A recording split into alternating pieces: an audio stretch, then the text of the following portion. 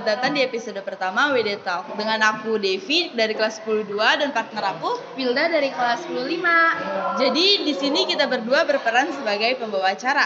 Nah, di podcast kali ini kita akan mengusung tema mengenai sikap sopan santun dalam kehidupan sehari-hari.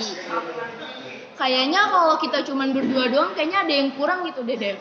Iya, Gimana kalau misalkan kita undang salah satu narasumber kita gitu, Dev? Boleh banget nih, biar tambah asik. Gimana kalau kita undang? Ini dia narasumber kita.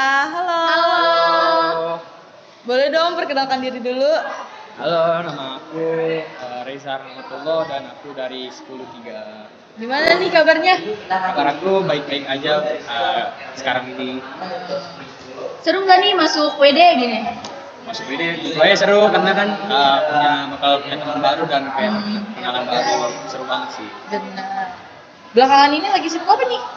Belakangan ini gak ada sibuk apapun sih, kayaknya belajar, terus olahraga di rumah juga. Olahraga juga penting, serta belajar kan ingin lanjutkan ke perguruan tinggi. Ya, benar. Biar bisa masuk SNMPTN. Ya, amin. Amin. Eskulnya apa nih? Ikut eskul apa di WD? Aku sih untuk sekarang ini ngikutin eskul badminton karena juga kan ikut temen, karena di eskul badminton ini banyak temen dan banyak kenalan juga. Untuk eskul badminton gitu biasanya hari apa aja sih? Untuk eskul badminton sih biasanya digelar setiap hari Sabtu aja, nggak ada hari lain, hari libur aja sih. Oke, kalau gitu kita langsung masuk ke topik aja ya. Jadi hari ini tuh kita bakal bahas tentang menerapkan sikap sopan santun dalam kehidupan sehari-hari. Pasti nggak asing dong sama kata sopan santun. Nggak asing. Nah, menurut Reza nih, sopan santun tuh apa sih definisinya? Menurut aku sih definisi sopan santun itu seperti kayak tidak mengingkari janji ke orang lain dan menghormati orang yang lebih tua sih. Iya, betul. Kayak misalnya kayak menghormatin yang lebih tua itu kayak ketemu sama guru nih, salim salim, dan sapa. sapa, salam. Ya, salam juga kan sebagai simbol kedekatan dan keakraban. Dan gak harus di lingkungan sekolah juga dong, di luar Iya. juga harus. Kayak di luar juga sama yang lebih tua harus hormat, kayak sama saudara jauh seperti paman itu kan kayak harus salim dan sapa juga. Iya. Jangan sampai ketemu sama paman Cuek. malah cuek. Iya, itu tidak mencerminkan sopan Nggak santun. bagus. Jadi kayak dilihat sama paman pun dan keluarga besar pun kayak jelek kamu. Iya benar. Ternyata banyak banget ya belakangan ini tuh sikap-sikap yang tidak mencerminkan sopan santun. Ya. Menurut kamu apa aja tuh kira-kira yang pernah kamu temuin yang bertolak belakang banget sama sikap sopan santun? Untuk sekarang ini sih atau selama ini aku pernah nemuin orang atau teman aku lah, Iya. bisa dibilang pas SD itu yang inisialnya L, inisialnya L, Oke. dan dia itu kayak nggak bisa, kayaknya jauh dari kata sopan santun itu. Dulu dia pernah seperti kayak menghormatin guru dan nggak menghormatin yang lebih tuanya. Kayak pernah dulu dia ngejek dengan kata-kata kasar ke guru, dan itu berakhir dia dimarahi dan diskors. Itu saat SD, saat kecil banget. Mungkin orang tuanya tidak ngajarin atau gimana, aku nggak tahu sih. Tapi zaman sekarang juga banyak banget ditemuin yang kayak gitu. Kadang kayak suka heran gak sih kayak kok bisa orang-orang tuh pada ngomong kasar ke orang yang lebih tua, nggak menghormati, Iya. ya kan? Menurut aku sih untuk sekarang ini kayak udah nggak kaget lagi sih aku, karena Udah orang terlalu atau sering. iya, anak-anak itu udah jadi rahasia umum kalau dia berkata kasar dan nggak menghormati orang yang lebih tua. Malah mungkin dia hormat di depan tapi di belakangnya kan kita nggak tahu. Iya, benar. Mungkin dianya Karena kan memang seperti itu juga kan. tusuk dari belakang itu kan enggak. Iya. Itu didikannya orang tuanya atau bagaimana itu nggak tahu. Nih, aku punya salah satu kasus nih yang banyak banget ditemuin.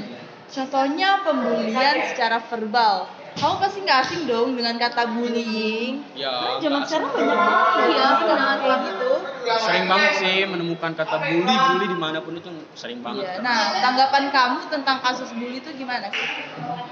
Anggapan semua orang malah ya, Iya. mungkin ini kasus yang nggak bisa ditoleran sih. Iya. Kasus yang kayak harus dijauhi dengan kita atau mungkin saudara-saudara kita dan anak kita nantinya. Iya. Itu harus dijauhi banget. Dan kita harus ngajarin juga tentang kayak nggak boleh membuli dan harus kenal dengan kata batas. Dan juga untuk pembulian secara verbal ini banyak sih didengar, apalagi di berita-berita itu pembulian kayak gini hingga menewaskan orang, pelajar gitu. Itu udah saking parahnya mungkin ya, dan bakal berpengaruh ke psikisnya mereka. Iya, pastinya udah mentalnya pun udah nggak kuat lagi nih menahan depresinya itu, dan pasti trauma seumur hidup malah itu. Dan berakhir gantung diri atau bunuh diri itu kan tindakan yang nggak bisa ditoleran oleh manusia manapun. Kalau ditoleransi berarti itu bukan manusia. Iya. Kira-kira nih bullying itu bisa kena ke orang yang kayak gimana sih menurut kamu? Menurut aku sih tindakan bullying ini bisa kena ke semua orang ya. Tapi ini menurut aku balik lagi ke diri kita sendiri, bagaimana kita melindungi diri kita sendiri. Seperti mungkin salah satu cara untuk jauh dari bully itu seperti menjauhi orang yang membuli, terus memperlindungi diri kita sendiri dengan kayak mungkin bisa ngikutin bela diri, salah satunya, atau mungkin ya bersosialisasi dengan orang lain gitu ya, supaya banyak kenalan. Iya, dan tidak diam juga ya ketika dibully. Karena kan pastinya tindak bully itu orang-orang pasti akan mengincar orang-orang yang kayak kelihatannya lemah. Iya benar. Murid atau pelajar itu, bahkan orang tua yang terlihat lemah pun bisa dibully yang lebih muda. Itu sih yang orang-orang yang mungkin nggak punya kekuatan untuk ngelawan. Ya, mereka terlalu takut dengan tindakan bully itu. Jadi itu kelemahan besar manusia banget sih.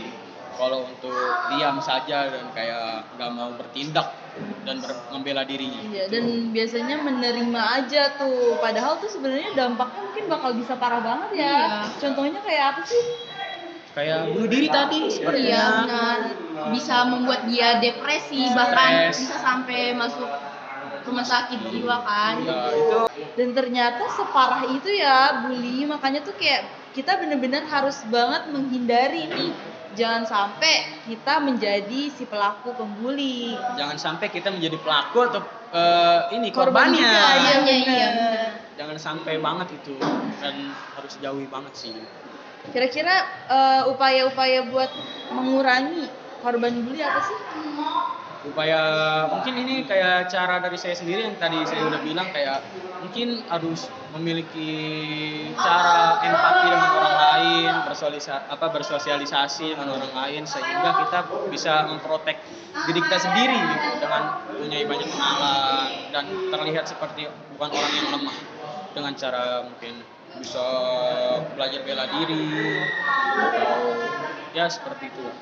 Berarti sikap sopan santunnya harus banget ya diterapin ya dari kecil supaya bisa menghindari tadi itu dampak bully dan lain-lain. Ya, sopan santun kan emang ilmu dasarnya dari manusia sendiri, dari kita semua. Sopan santun itu, bahkan mungkin dari bayi kita udah terlahir dengan sikap sopan santun dan sudah terbiasa juga ya. Terbiasa karena diajari orang tua kan. Jadi orang tua pun harus cerdas mengajari anaknya agar bersikap sopan santun, dan anaknya pun harus kenal kata batas gitu. Oke deh, kalau gitu thank you banget ya udah mau ngobrol-ngobrol bareng kita. Udah mau sempetin daftar, udah mau sharing juga cerita-ceritanya. Semoga di next episode kita bisa ketemu lagi. Jangan kapok loh ya. Thank you banget. Gak mungkin kapok dong, karena kan sharing cerita dan sharing tentang masalah pembulian dan sopan santun itu kan harus wajib banget ngenalin ke masyarakat luas. Oke, buat penonton semuanya, thank you banget ya yang sudah nonton video ini dari awal sampai akhir tanpa di skip. Ambil baiknya, buang buruknya. Kita berdua sebagai pembawa acara pamit. Semoga video podcast ini bisa bermanfaat. Terima kasih semuanya. Bye guys. Dadah.